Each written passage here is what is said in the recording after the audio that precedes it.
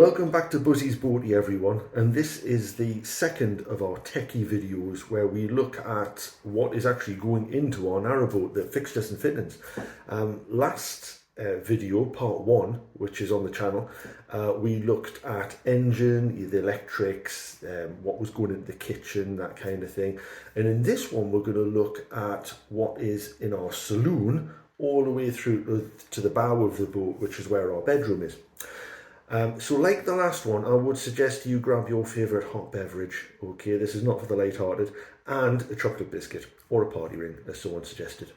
Now, first thing we're going to look at is we have decided to go for a normal table and chairs. The type of thing you would have it in your house, yeah? It's really common that narrowboats will have what's called a dinette. And that's the kind of thing you used to get on kind of old-fashioned trains. You know, you'd have the table with the two-seater seats either side, and they were really quite useful because they tend to be raised, so you get the storage underneath, but also because they're raised, you can see out the windows a bit better. They tend to also convert to a double berth for people coming around, which is a great idea, but it's fixed in place. It takes up a lot of room, so we've decided to go for quite a small table and chairs. It's only about 2.5 foot wide, I believe. There's two single chairs on one side, but on the other side it's a padded bench, so when not in use it can go right against the gunnels under the window, if you like, with the bench underneath, with the two chairs out, if you like. So for most of the time where it's just me and Karon on the boat, that's going to work out really well. It's a better use of space, I feel. Moving forward, we're just going for standard standalone chairs, nice little coffee table, if you like, with a lamp on. We don't have a TV, so if we want to watch anything, we can always watch it on the laptop kind of thing, so we're not bothering with that. But we are going to have a unit with our stereo on. We've got an internet stereo, so we love music, so we can listen to music from anywhere we want, really, so that's going to be really quite useful. With regards to the stove, which is very much the focal point of anything really, never mind a narrowboat, we've decided to go for a lock gate reflex. Yeah, a reflex stove. I say Lockgate. Lockgate is the company that we are purchasing and having supply the actual stove itself. And they've been great. I've dealt with them a few times now via email or on the phone. Really helpful, really knowledgeable. And they're going to come out and fit the stove for us. The reason we're going for that type of stove is they're quite an old design, to be honest. They've been used on, seafaring vessels for a long time. But the look, the silver, the polished chrome kind of effect, stainless steel, and they look really quite nice, contemporary, which is the fresh look we're wanting to go for our narrowboat, as you've probably gathered by now. We've also got a trivet on the top. I think it's a trivet, or is it a trestle? I'm not sure. A little barred thing with a little heat plate, and that allows you to put a kettle on it or a pan. So you can actually heat your food up on it as well if you want to, which is a nice feature. It looks really quite nice. The main reason we've gone for one is because they are diesel fed, and of course something we've got on our boat already is diesel. So this is gravity fed, so there's no pumps, gravity fed from the main diesel tank, and basically no coal, no kindling, so none of that dust. And I love open fires, I love log burners, but we don't have the space to store all the coal and the kindling and the firelighters and everything else, and we don't want the dust that tends to come with those. We've had open fires for years. They're beautiful, they're lovely, but they do bring with them a lot of dust in that respect. So this is really quite clean burning, nothing to clean out in that respect. Also, you can leave them lit for months, potentially. You really can. I mean, they've got 6 heat settings, so you go to bed at night, you just turn it down to 1, it'll just tick away overnight. They're really quite safe. Nice warm boat in the morning, click it up to 3 and get the heat coming through the boat. So really nice and useful, rather than getting up and finding out your log burner's gone out kind of thing. From there, we're going to the bathroom. Now, we're having quite a large bathroom. It's actually 7 foot in length, which is quite big for a narrowboat, to be honest, especially a 57 foot narrowboat. And it's a full width bathroom, because a lot of bathrooms will have a corridor going past them and you come in off the corridor. Again, similar like you would in a train in that respect. But we're going for a full width, what's called a walk-through bathroom, and that means we get that extra couple of foot, but times 7, the length of the narrowboat. So there's only me and Karon, so you know, it's pretty easy to maintain in that respect, privacy-wise. In the bathroom itself, we've decided to go for quite a large shower. We're not going for a bath. Some people do, but it takes a lot of water, obviously, and a lot of heat. So we're going for really quite a large shower. It's a 900 by 800 millimeter, so 90 by 80 centimeter, bifold door glass shower. Really quite large for an narrowboat, but it just gives that extra space. I'm 6'1", you know, I'm not the thinnest person, so it just gives you that freedom. Bifold as well, because it means obviously that the doors fold into one side, which is really useful. Great demonstration there. I've been practicing that.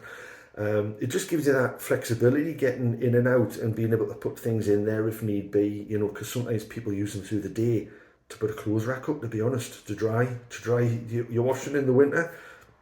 Why not? You know, at least we've got that option in that respect. We've also gone for shower panels as well.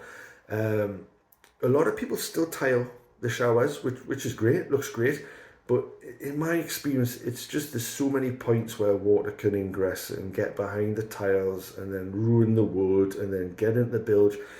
I just didn't want that, so we've gone for large panels. They're really quite big, so there's only 2 facing sides and both of them are one separate panel each once we cut them down, so there's minimal places for water to leak in that respect.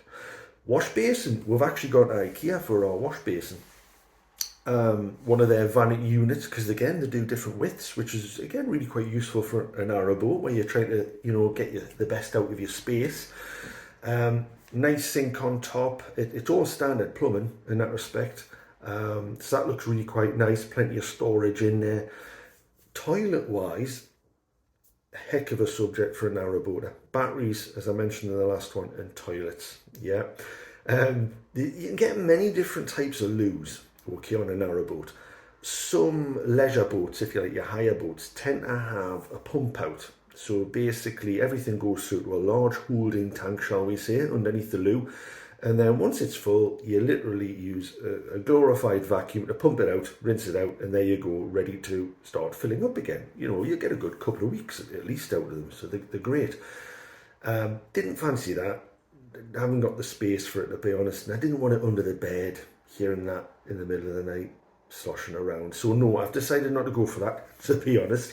Chemical toilets are very popular in narrowboats. It's a cassette, yeah, so type of thing you got in a caravan or a motorhome, you might come across them. So everything goes into basically a smaller holding tank under the toilet. Every 2-3 days, maybe if you're lucky, depending on how many people are on board, you've got to take it out, take it to what's called an L-SAN on the tow path, empty it out, rinse it out, fill it up with the toilet stuff, and then put it back, basically, you know, to start using it again. Didn't fancy that, to be honest, you know, even with a couple of spare cassettes, it starts to run quite expensive, and where do you keep them? You can get incinerating toilets, believe it or not. Toilets where you put a special paper bag, for want of better words, do what you need to do, and then when you flush, there's no water, it drops it through to, frankly, an incinerator. 20 minutes later, there's a little pile of ash, and that's it. Now, that sounded pretty good, to be honest, but number one, they're pretty expensive. You could justify it if you're living on board, I guess, but the main thing is the consumables. Them bags, I worked out, contacted the company to find out if you could use anything else, you know, but it would cost us £50 in bags per month, and that's just, no, it's not efficient in my head financially for that. So we've ended up going for a composting toilet or a separating toilet or a dry toilet. They're called a few different things these days, to be honest. Same principle, it separates the liquids from the solids, so you don't get the smells or that you know, effluence issue. Really popular, really clean, really environmentally friendly, as long as you dispose of things right, which of course we will, that's the whole point. And they look like a normal toilet. They look really, really nice. There's no smells. People always say, don't you get a smell? No, you just don't. Ours is going to be connected up to an active carbon filter, because there's a fan on it which draws air in, which helps dry things out, etc. Keeps it nice and sterile, if you like. And the carbon filter stops any smells, because otherwise you can plummet outside the boat. But I didn't want to drill another hole in a boat. I don't like, who likes drilling holes in boats? It's not a great idea, is it? So we've gone for that active carbon filter. They last about a year, so pretty good. That's pretty much the bathroom, to be honest. Moving through the bedroom. In the bedroom, we've gone again for a few IKEA storage solutions, because they do different sizes of wardrobes. Some lower wardrobes, which give you obviously more limited space, but it means we'll potentially fit them under the gunnels. It's just giving them more room in that respect. We've decided to go for bunk beds, believe it or not. Breaks tradition a little bit, but again, we wanted full width single beds, so the best way to do that was to go for adult size, full size bunk beds. And what we intend to do is trim them a bit at the bottom so they fit in nicely, gives us more room, that flexibility. It's just how we prefer to sleep in that respect, especially with my snoring and tossing and turning and so forth. So it just makes life easier for us in that respect. Also though, with having the more room, since I work from home, I'll be having my desk at the end as well, the desk that I have here, which will enable me to work comfortably as well without taking up too much room. If we'd gone for your normal double bed, or initially we wanted to go for a large bed in the bow of the boat, that was one of the reasons we got an enclosed bow. But when we looked at it, it was just it just wasn't going to work for us. So we decided to go for the bunk beds, which I think it's great, you know. So I'm looking forward to getting them and getting started putting them up. The one thing I haven't mentioned really off the top of my head is flooring. Now we've gone for like a grey antique oak effect flooring, kind of click flooring throughout the whole boat. A good thickness, I think it's 8mm thick it is, with a really good underlay, so you know, sound deadening but also stopping the cold coming up and that kind of thing. So the whole boat is going to be done out in that same kind of aged grey oak boards, so that should look really quite nice actually. Again, going for quite a bright look, quite a fresh look.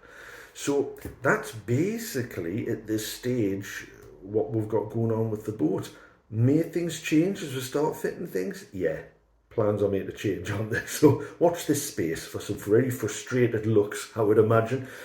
Now, as planned, next video we are going to be down at the boatyard, seeing what they've done to the boat. I mean, they fitted the engine, the controls will be in. Hopefully, I'll be able to start the boat up, which I'm so excited to do. So that's going to be great. First time turning the key, epic. You know, engine room, that's my domain. Also, obviously the electrics should be mostly fitted. You're going to have the bulkheads up so we can see the shapes of the rooms. It's going to be brilliant. So that should be next week. So hopefully I'll get that video up next week. But thank you very much. I hope it hasn't been too boring for you. You know, as I say, people have asked it. Some people are interested in the technical side of things, so to speak, and some people aren't, you know.